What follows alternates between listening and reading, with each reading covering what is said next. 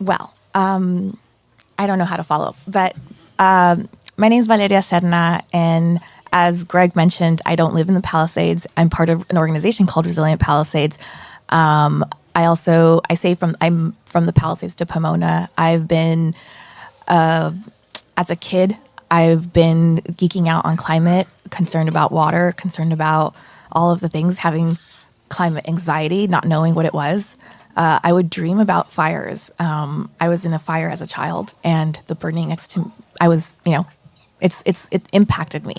So for the past probably 15 plus years, I've been thinking about these things, and that's probably why I've made so many relationships, and I know so many people from, our green infrastructure, Rebecca, our biomimics, our soil stewards, our infrastructure, biochar, all the things, because I've been thinking about all this stuff. And through my work doing property management, looking into how do we build these communities, not just the micro individual home, but really neighborhoods, and not just the neighborhoods, but really looking at our whole ecosystem infrastructure, the green, blue, gray, the neighborhoods, the people, our microorganisms, the wildlife, everything, and how it's all impacted by us, right? We vote with our dollars.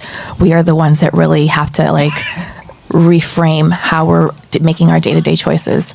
So 5 years ago, this organization, Resilient Palisades, came about, and we've been addressing, we've been trying to address a lot of the community needs as far as energy, water, landscapes. And when the fires happened, we were like everybody, we knew this was something that was possibly was going to happen. It was a matter of when.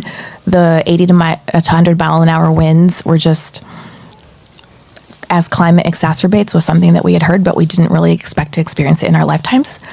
So putting all of our thinking caps, bringing in all the resources, bringing in that community was really important, and coming together. So what we've been doing since then is we've created a consortium, and we're working on how do we regenerate the soil, how we actually bring in all these healing ecosystem modalities, from Bio-Remediation, from creating our green infrastructure, working with communities across, not just fire impacted communities, but also throughout LA Basin, because the contamination that LA has experienced has been prior to the fires and now exacerbated because of the fires. And because of climate change, that's going to happen more and more.